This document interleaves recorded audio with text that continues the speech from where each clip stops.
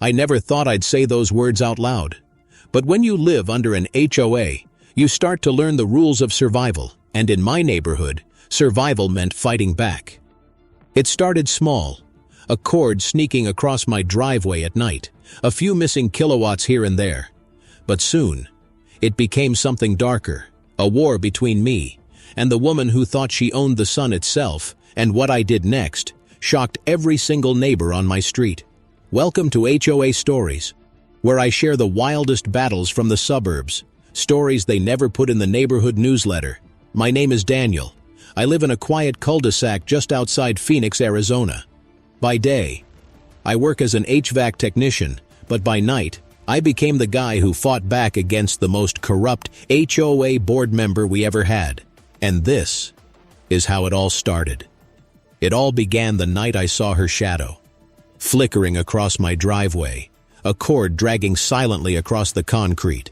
And my heart sank because I already knew what it meant.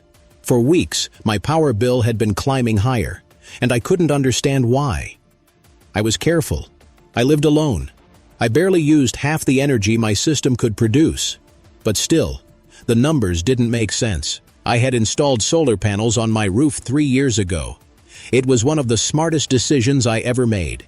In Arizona, the sun is brutal, but if you're smart, you can make the sun work for you, while my neighbors were paying hundreds every month. I was almost at zero, sometimes even selling power back to the grid. And maybe, just maybe, that's what made her jealous. She lived directly across the street. Her name was Linda, and she was on the HOA board. She was the kind of person who smiled at you in the morning. But her smile never touched her eyes. Her eyes stayed cold, sharp, like she was always calculating something. And the more I saw her, the more I realized Linda wasn't just another neighbor. She was the type who needed to control everything and everyone. At first it was small things. She would leave notes in my mailbox, reminding me that my grass was too dry or that my trash cans were visible from the street. And I would laugh, because honestly, it was ridiculous. But then, the letters turned into fines, $50 here, $100 there, and always signed with her name, HOA board member Linda. I could have lived with the notes. I could have lived with the fines. But when I saw her silver Tesla plugged into my outlet, that's when I knew this wasn't just about HOA rules. This was personal. The first time I caught her, it was 2 a.m. I couldn't sleep. So I walked outside to get some air, and there it was. Her charging cable stretched across my driveway like a snake, plugged directly into the outlet on the side of my garage, her Tesla glowing, humming quietly, feeding itself from my solar grid. I froze. For a moment, I thought maybe I was dreaming. I blinked, rubbed my eyes. But no, it was real. She was stealing my power, the power I paid for, the power I worked hard to build up. The next morning, I confronted her. I walked across the street, my heart pounding, and when I knocked on her door, she opened it with that fake smile again. "Linda," I said, trying to stay calm, "I saw your car plugged into my house last night." She didn't even flinch, didn't deny it, didn't apologize. Instead, she laughed, a cold, sharp laugh that made my stomach twist. "Oh, Daniel," she said, "don't be silly. No one would believe that." And in that moment, I realized she wasn't afraid. She wasn't worried, because she was on the HOA board, and she knew that if I complained, no one would listen. I tried anyway. I went to the HOA meeting that week. I raised my hand. I told them what I saw, the stolen power, the Tesla plugged into my outlet. But before I could even finish, Linda interrupted me.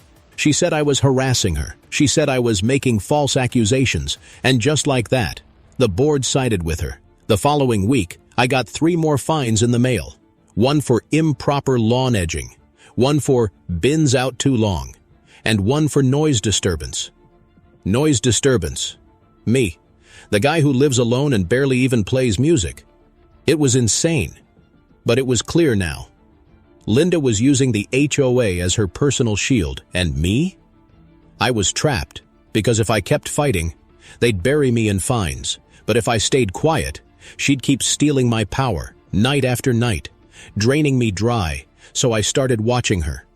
Every night, I sat by the window, and every night, like clockwork, she came out, dragging that cord, plugging it in, sometimes even looking over her shoulder to make sure no one saw, and then walking back inside, smiling to herself, as if she had already won.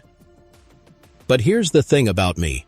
I don't like losing, and the more I watched her, the more something inside me began to burn. Not just anger, but something else. A kind of dark determination. A voice inside me whispering, if the HOA won't protect me, I'll protect myself.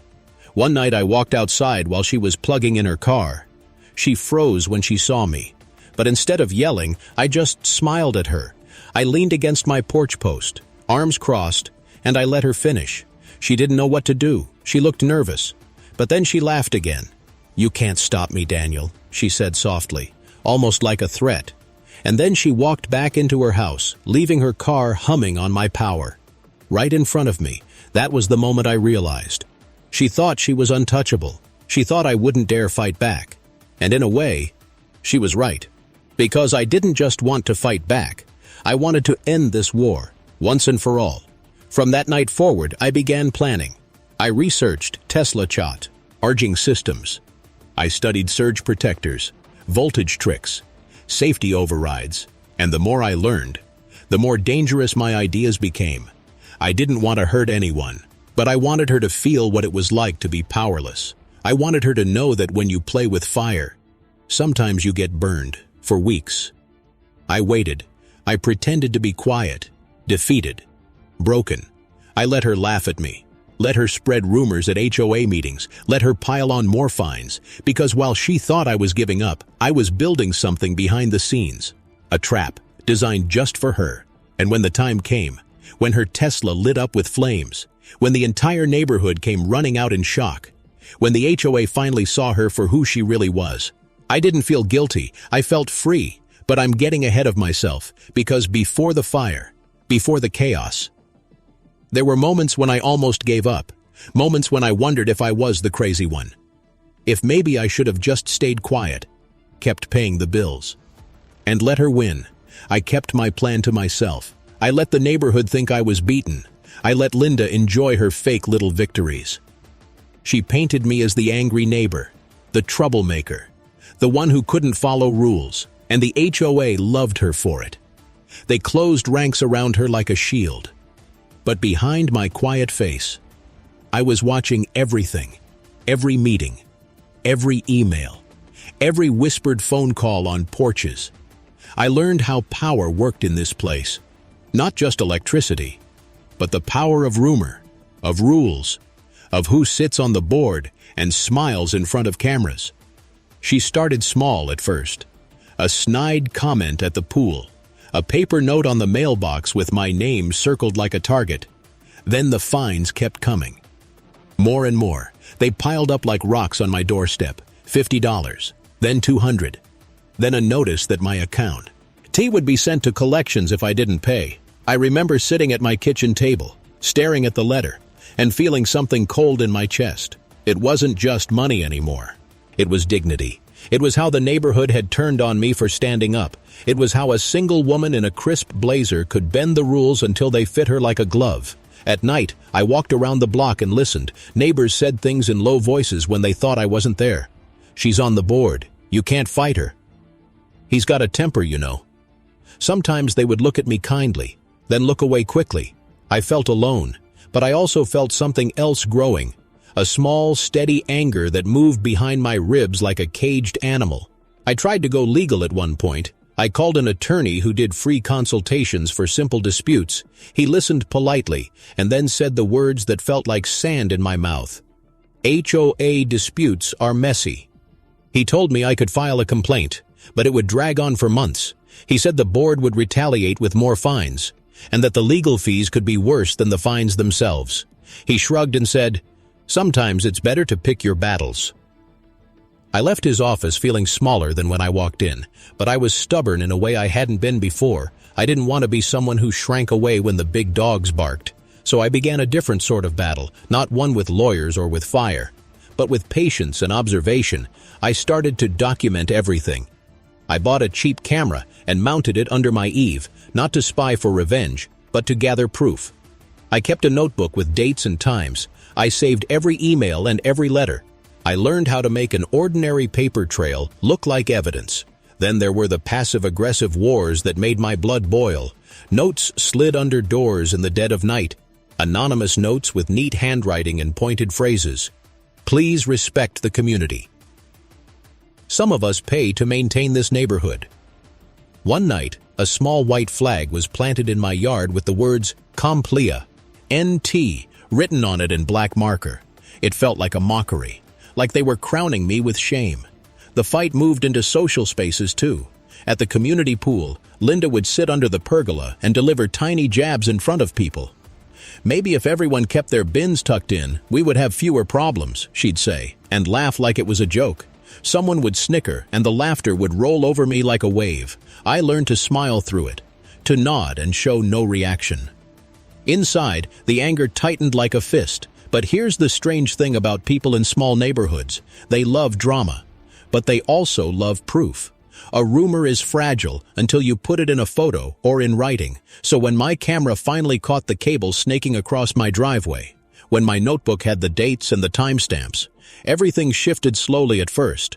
Then all at once, I didn't storm the board with accusations like a man possessed. I presented the evidence quietly, methodically.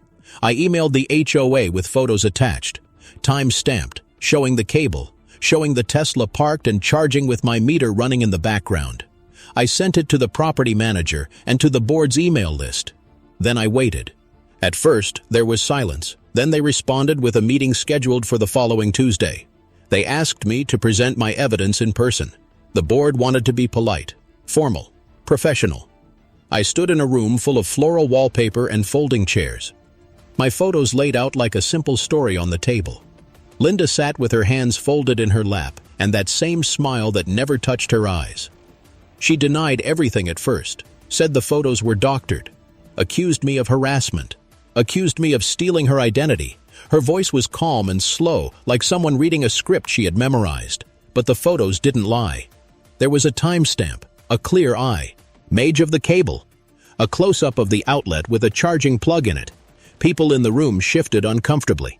A few neighbors who had been on the fence began to look at her differently. After the meeting, I thought maybe things would change. I hoped the board would act fairly and enforce the rules on everyone. But power in small towns is rarely fair. Linda's allies moved quickly to protect her. They questioned the camera angle, brought up my past complaints about other homeowners, tried to make me look unreasonable again. It was like watching a slow-motion play where one side had rehearsed and the other had not. That night, I found another letter in my mailbox. It was from an HOA lawyer this time.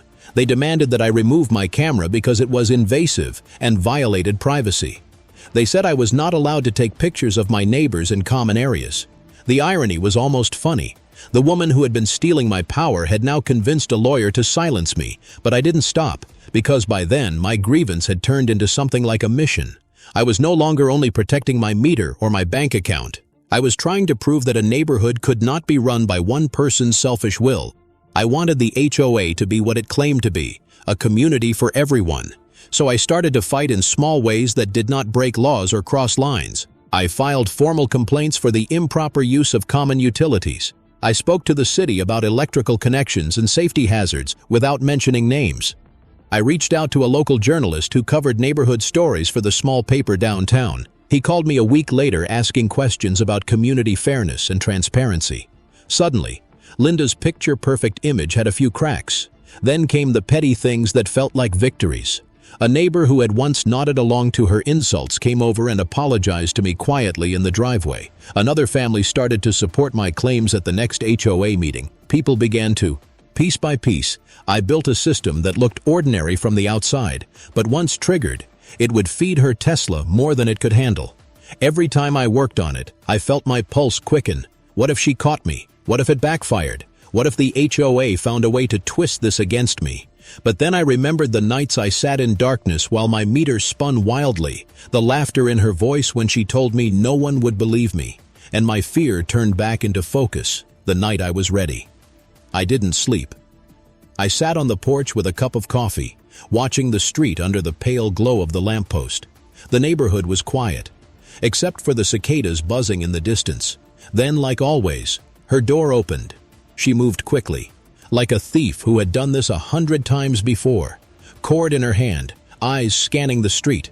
And then, click, the plug slid into my outlet, like it belonged there. She didn't notice the change. The outlet looked the same. The hum of charging began. Smooth, confident, like it always did. She turned around with that smug look on her face. And for the first time, I smiled back. I went inside, sat by the window, and waited. Minutes passed, then an hour, and then it started. A spark, faint at first, then another, and then a loud pop that split the night air. The Tesla's hood lit up in a flash of orange. Smoke curled upward, black and heavy. The car alarm screamed, shrill and panicked, waking the entire block.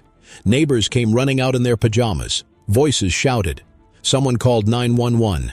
And in the middle of it all, Linda stood frozen, her hands over her mouth, her perfect suburban mask shattered into pure terror. I didn't move. I didn't rush outside. I just stood by the window and watched the chaos unfold, because this wasn't just about fire and smoke. This was about truth finally breaking through lies. The fire truck came fast. The flashing red lights painted the houses in horror and urgency. Water hissed against metal as firefighters worked to kill the flames. The smell of burning plastic filled the night, sharp and sickening, and through it all, I stood calm, because I knew this was the end of her game. When the fire chief walked over to her, clipboard in hand, I could almost hear the words, illegal connection, unauthorized use of private property, safety hazard.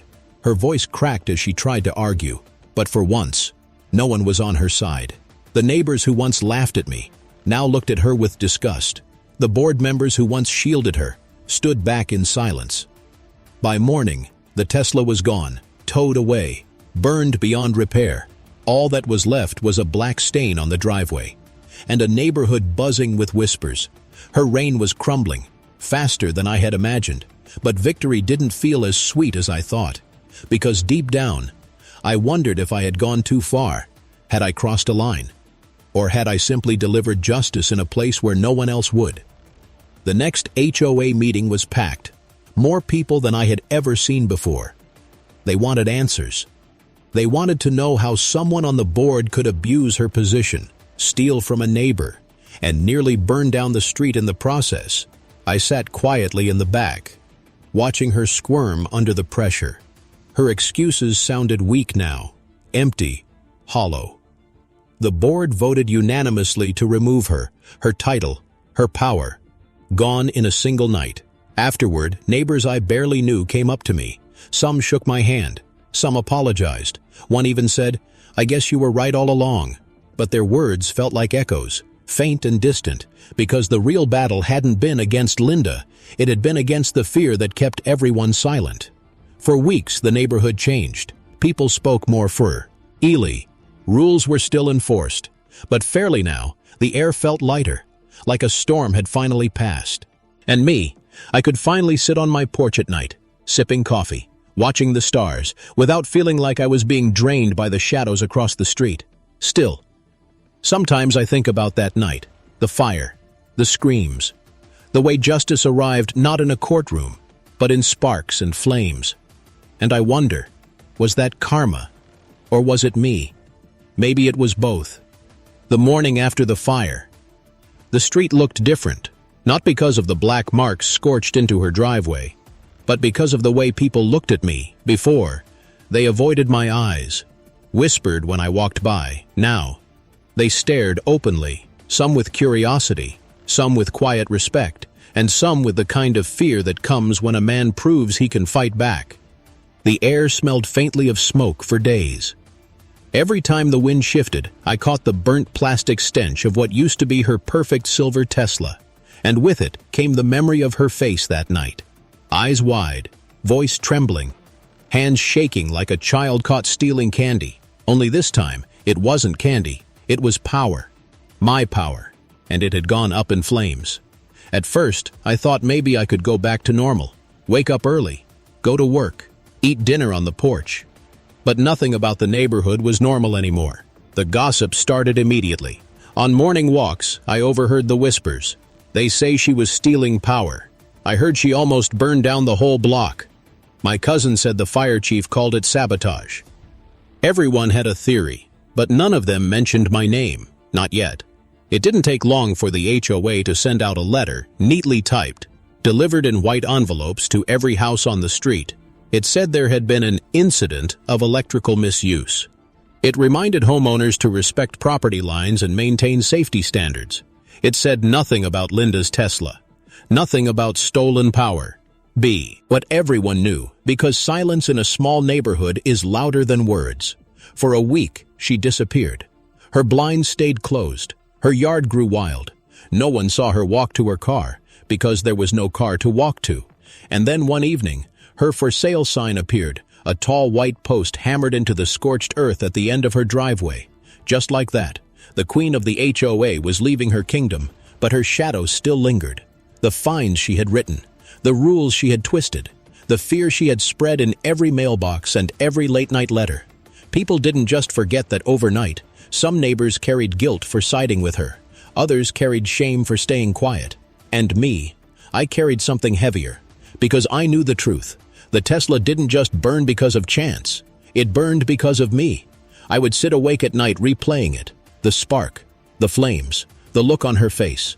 And part of me wondered if I had gone too far. Did I let anger push me into something I couldn't take back, or was this just justice in its rawest form?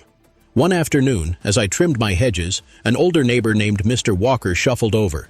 He was in his 70s, moved slow, but his eyes were sharp as glass. He leaned on his cane and studied me for a moment before speaking. "You did what had to be done," he said softly. I froze, because he didn't ask. He didn't accuse. He stated it, like a fact carved into stone. I didn't answer. I just nodded once, and he nodded back. Then he turned and walked away. It was strange. That silence between us carried more weight than 1,000 words, and it made me realize something. In every HOA, there are two types of people: those who control with rules, and those who fight back with silence until the right moment. But peace didn't come quickly. The board scrambled to repair its image. They held emergency meetings and dead out pamphlets about safety. They promised transparency, fairness, equality, words that meant nothing. Weeks earlier now rolled off their tongues like candy. Some neighbors believed them, others just rolled their eyes. But no one forgot how quickly the board turned a blind eye when one of their own was the thief. I began to notice how the power dynamics shifted in small ways. The strictest rule, enforcers grew quiet, the passive-aggressive notes disappeared overnight, and for the first time in years, people started talking to me instead of about me. Families waved as they passed by. Kids rode bikes down my driveway without their parents yanking them back. One mom even brought me cookies, said she was sorry for ever doubting me. It was small, but it felt like the first honest kindness I'd received in months. Still, the fire left scars deeper than the driveway. Some nights, I'd wake up sweating, hearing the car alarm in my dreams. Other nights, I'd see her shadow in the streetlight, like she was still watching me. And in the quiet, a question gnawed at me. Was I the villain now? Had I become the very thing I hated about her? Because the truth was, I didn't just protect myself, I punished her. And punishment, that's a dangerous road to walk down. I found myself staring at the for sale sign across the street, day after day, wondering if the next neighbor would be better or worse. Would they be quiet and kind? Or would they bring a new storm of rules and petty power trips? Because in the suburbs, peace never lasts forever. It only hides until the next battle. The weeks stretched on. The grass grew back over her driveway scar. The gossip slowed, then faded, and slowly, life in the cul-de-sac stitched itself back together. But inside me, nothing was stitched. Something had shifted permanently. I had tasted what it felt like to fight back, to win. And part of me knew, if it happened again, I wouldn't hesitate. Neighbors still asked questions sometimes, at block parties, at mailboxes, in hushed tones over fences. Do ye, I'll think she'll sue? Do you think she'll come back? Do you think she knows it was you? And every time, I gave the same answer, a shrug, a small smile, and silence. Because sometimes silence says more than truth ever could. When the for sale sign finally came down, the street held its breath. For weeks, the house across from me had been empty, the blinds closed, the yard overgrown. But then one morning, a moving truck rumbled into the cul-de-sac. I watched from my porch as boxes piled up on the driveway. New faces appeared. Strangers now, but soon to be neighbors. The whole street slowed down to look. Dog walkers paused. Kids on bikes circled twice. Because in a place like ours, a new neighbor was more than just a move-in. It was a shift in the balance of power. At first, no one knew who they were. A man in his 40s, tall, lean, with sharp features and a strange calmness about him. And a younger woman, maybe late 20s, long dark hair, sunglasses even at dusk. They moved quietly, quickly. No greetings, no introductions, just boxes carried inside. Doors shut, blinds drawn again. It reminded me too much of Linda, that same air of secrecy, that same wall of distance. Only this time, it felt heavier, like they weren't just hiding from us. They were hiding something inside. The neighborhood buzzed within hours. Mrs. Parker from 2 doors down claimed she saw weapons cases. The Johnsons swore the younger woman never smiled once, even when their little girl waved. By the second week, rumors flew faster than truth, but I stayed quiet because I had learned my lesson. Sometimes it takes time for the mask to slip, and slip it did. One night, around midnight, I woke to a sound, not the crackle of fire this time, but a low mechanical hum. I looked out my window and froze. In the driveway across the street sat not one, but 2 Teslas, both plugged in, both charging, and my stomach twisted instantly because I recognized that sound. I recognized that glow, but my power meter stayed still, which meant only one thing. They weren't plugged into their own house. The next morning, I walked the perimeter of my yard, and there it was, an extension cord stretched through the hedge line, hidden in shadows, snaking its way to my outlet again. Not Linda this time. Someone else had taken her place. I should have ripped it out immediately. I should have stormed across the street, demanded answers, but instead, I felt a strange chill crawl up my spine, because this wasn't sloppy like Linda. This was careful, quiet, professional. And then came the notes, slipped under my door in the dead of night, neat, typed, unsigned. Don't ask questions. Keep your lights on and nothing more. The HOA cannot save you.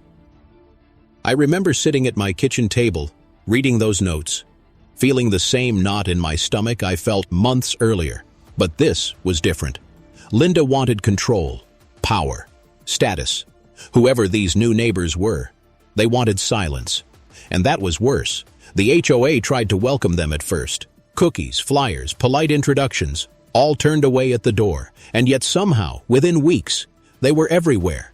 The man joined the safety committee. The woman showed up at the pool, always silent, always watching.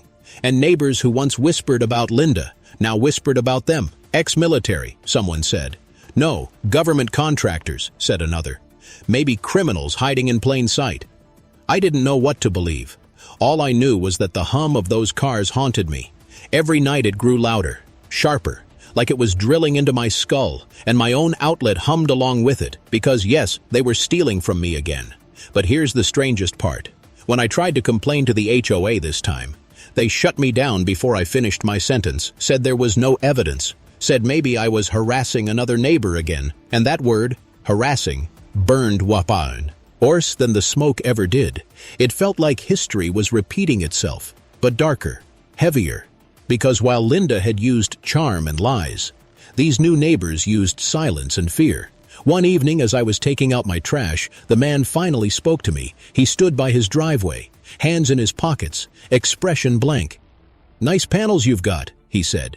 His voice was smooth, steady, like a man who didn't waste words. I forced a smile and nodded. But inside, my chest tightened like a fist. It wasn't a compliment. It was a warning. After that, things escalated quickly. Lights flickered in my house at night. The breaker tripped randomly. And once, I came home to find my garage door wide open. Even though I had locked it, nothing was stolen. Nothing was touched. Except for the faint outline of footprints across the dust on the floor. I couldn't prove it. I couldn't accuse them. But I knew, and they knew I knew. Days turned into weeks, and the street grew quieter than ever. Even the kids seemed to avoid their yard. Neighbors stopped gossiping and started looking away, because fear spreads faster than truth. And soon, no one wanted to be the next target. Meanwhile, the hum of those Teslas kept growing, every night. That sound filled the air like a reminder that I wasn't free, that I was still tethered to thieves, different faces, same crime. But this time, something inside me had changed. The fire had burned away my hesitation. I was no longer the man who wondered if fighting back made me the villain. I was the man who knew what needed to be done, even if no one else had the courage to say it. So I began again, quietly, carefully, patiently. I documented. I recorded. I waited. Because I had already played this game once before, and I knew exactly how it would end. The new neighbors didn't yell. They didn't laugh in my face like Linda had. They didn't know. Id too. Their silence was heavier than words. And slowly, it started to press down on me, like a weight on my chest. Every night, the hum of those Teslas echoed across the street. The chords disappeared into the shadows. But I knew where they led. Back to my outlet. Back to my panels. Back to my power. It felt like déjà vu. Only this time, I wasn't fighting a woman drunk on HOA rules. I was fighting something colder, sharper, and maybe more dangerous. At first, I thought maybe I could outlast them, that if I ignored them, they would get bored. But then the games began. One morning, I found my mailbox open, the letters scattered across the curb. Another day, my sprinkler system turned on by itself at 3 a.m., flooding the yard, and once, I woke to the sound of my own doorbell ringing. When I opened it, no one was there, just a note taped to the door. Typed. Neat. Clean. Keep quiet. It wasn't vandalism. It wasn't random. It was calculated, controlled, and it chilled me more than fire ever could. The board meetings grew tense again. Only this time, I was too tired to argue. When I raised my concerns, the president cleared his throat and said, "Daniel, we've heard this before." I wanted to scream. I wanted to shout that history was repeating itself, that no one would believe me until it was too late. But their blank faces told me everything.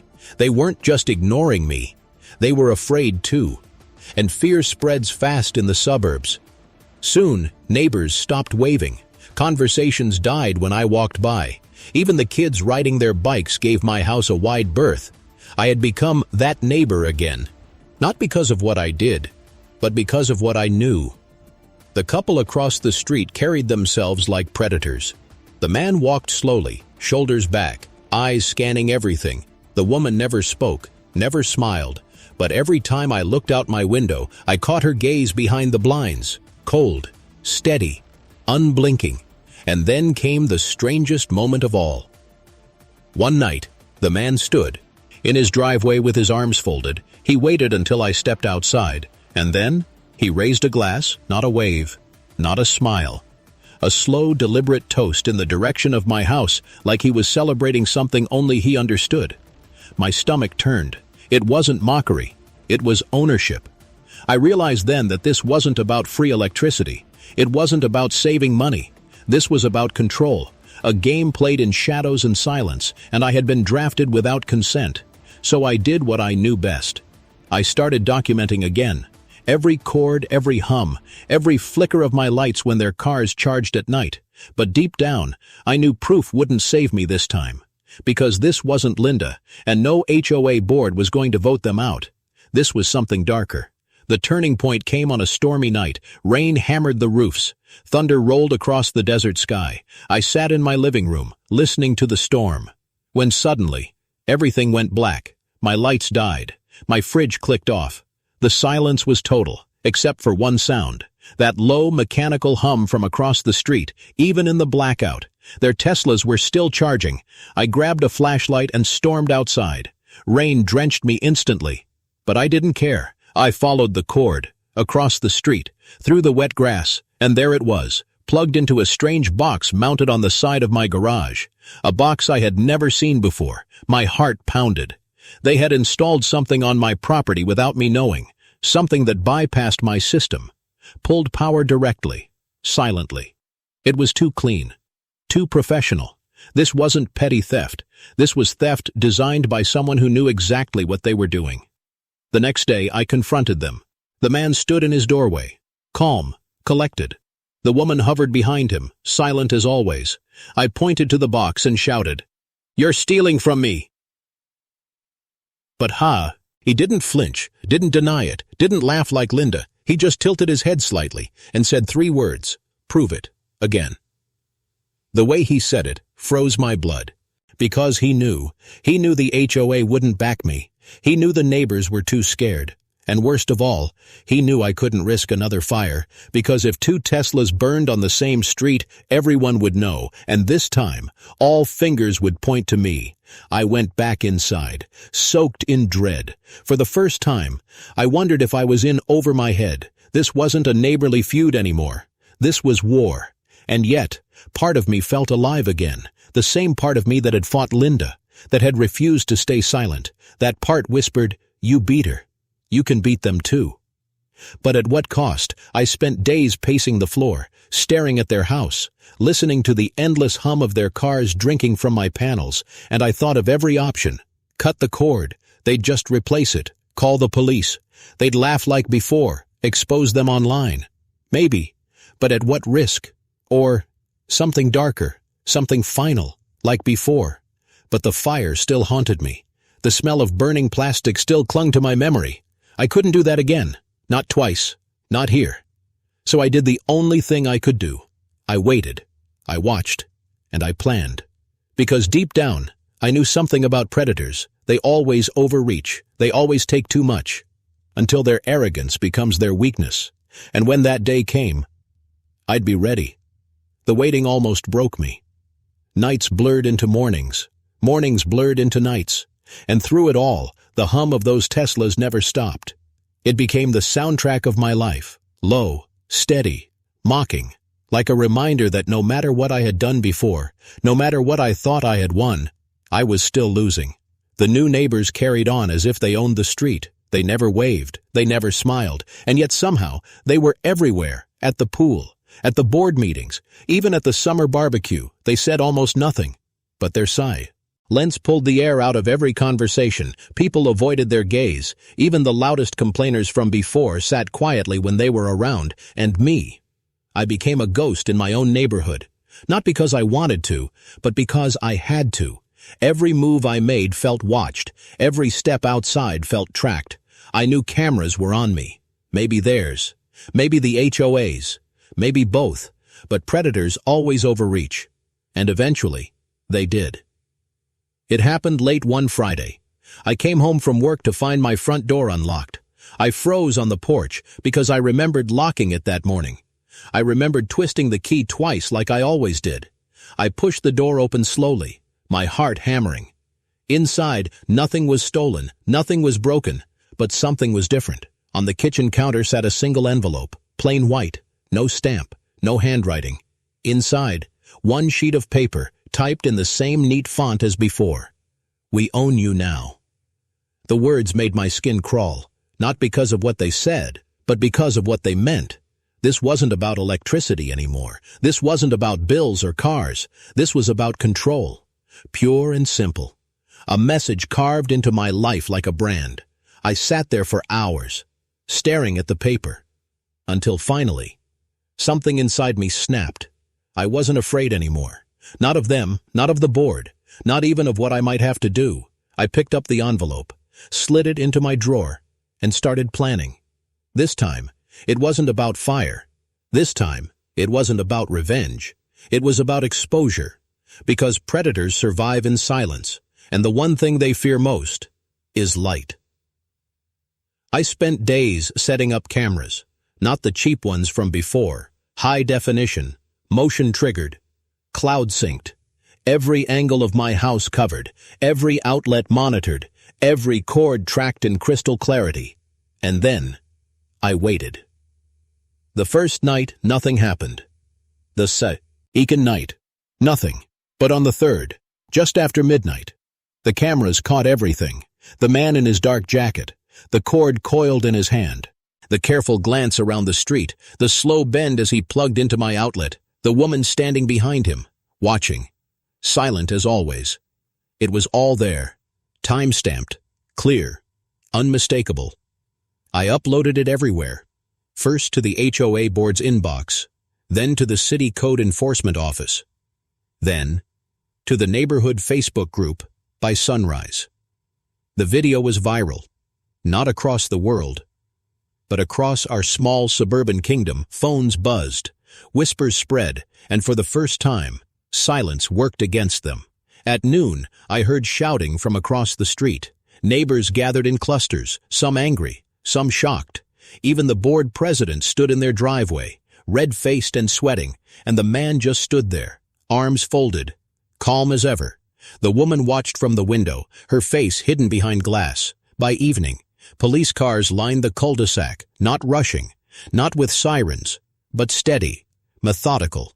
2 officers knocked on their door. They spoke for 10 minutes, and then the couple disappeared inside. The door slammed shut, the blinds never opened again. Within a week, a new sign appeared in their yard, for sale, just like Linda before them. Their kingdom crumbled, but not with fire this time. With light, the neighborhood felt lighter too. Neighbors waved again.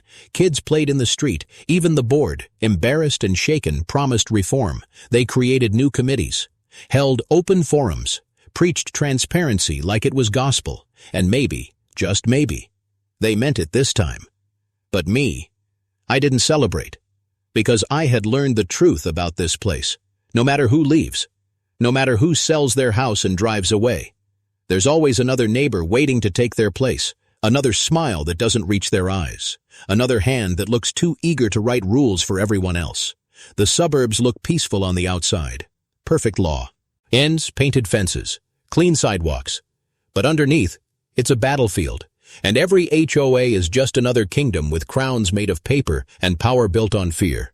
I still sit on my porch at night, sipping coffee, watching the street.